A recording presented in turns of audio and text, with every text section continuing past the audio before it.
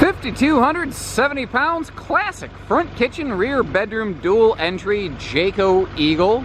Just coming in on trade for something much newer here at Haylett RV of Coldwater, Michigan. I think there's still some life left in this thing, but it's got some history and not all of it good. If you've seen a lot of my videos, you know that I try to let's just get this out of the way. So we're gonna look at the stuff that's spooky first, and then if you're still with us, we'll look at the good stuff too. This front end here, something has happened to it.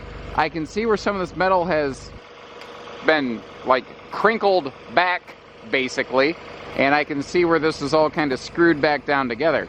Also, there has been a leak in this front corner that did start from the top there.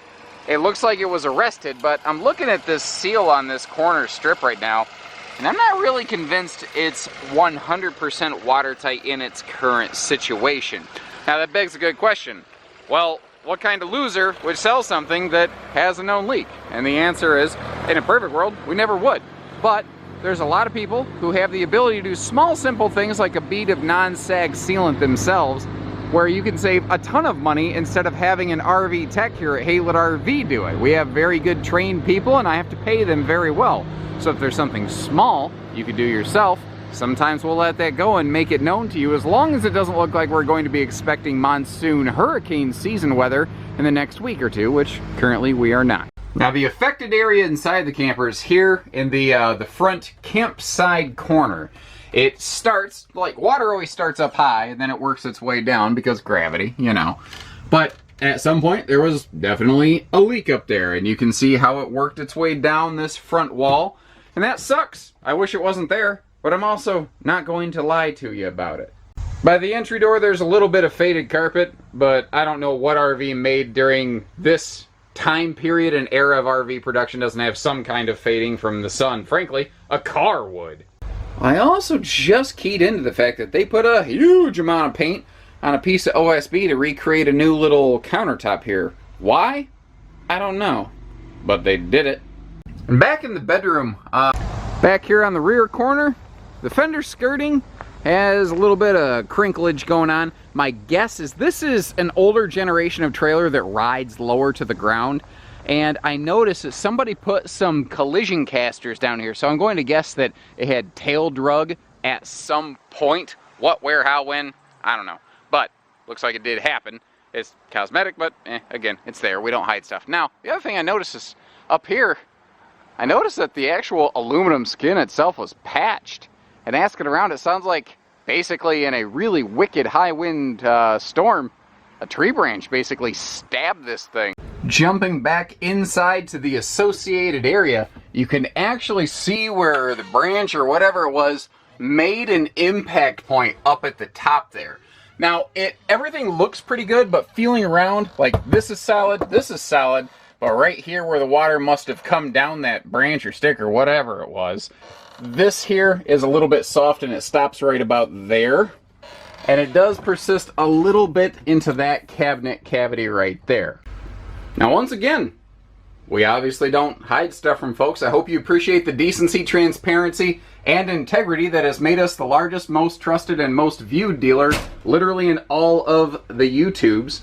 So, if you're still with us, that means that for the right money and the right conditions, you consider taking this camper home. So what else does it have to offer? What are the good things? Well, good campsite windows. I mean, huge campsite viewing. The whole kitchen, living area, you can see everything going on under your campsite. And this thing has a huge awning, if you noticed.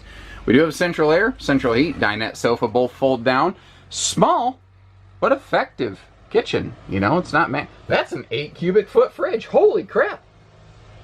That's incredibly rare in a category like this when this was built. Wow. Sorry, that really surprised me. It looks like I would have expected a 6 here. Must have been optioned in because it does not look like that's been replaced. All right, anyway. So good cross breeze windows, more overhead storage. I mentioned the sofa can fold down. There's a little storage below that as well. We looked at that kind of reworked entertainment center right there. This is made before people really had a huge focus on putting a TV into a camper, and my Jedi powers must have closed that door. Or the wind, I'm not sure which. Probably the wind. Bathroom. Walk through. Classic bathroom. simple, straightforward, effective. That's all this camper was ever intended to do. It's kind of funny because Eagle is one of the ritziest things in the, it's a trendsetter in the fifth wheel market today. But at one time, Eagle was a pop-up, it was a motorhome, it was Jayco's starter class camper. Eagle's been around for 26 or 27 years in different forms and iterations.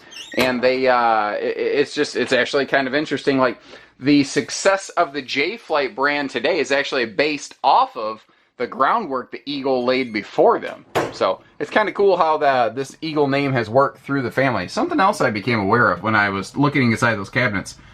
Those overhead cabinets above that bed, they are massive. They are absolutely massive. And somebody put a residential queen in here. And the nice wide open side stands are going to make you feel not so trapped. We've got windows all the way around, plus a second door directly here into the bedroom. That rear window has a shield that can open up to let some more light, and that does have an airflow window on it, although there's duct tape on it, so there's a chance that's not working, or the duct tape's just holding the screen on. I'm not sure right now.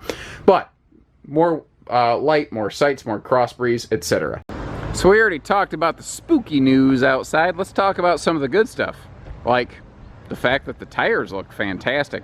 It looks to me like this is an RV that at one point fell into a state of disrepair.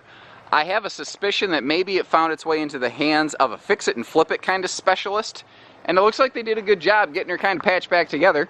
And then it went through one or two more owners after that to kind of be their first camper, like a starter camper, until they had a chance to really learn what they like and dislike while doing it at a low-dollar budget used price like this, until they swapped into something big, fancy, and new, which is exactly what the most recent folks did. They're swapping this out for a 30-foot double slide, beautiful Rockwood ultralight here at Haylett RV of Coldwater, Michigan. So this was kind of the dip the toe in the pond starter camper before we go buying the big, fancy, last camper I ever want to own camper, which is a very intelligent way to go about RVing. So whether it's going to be your first one, hopefully this is not your last one, but if it is, know that we'll shoot you straight here at Haylett RV. So take care, stay safe, have fun, and happy camping, everyone.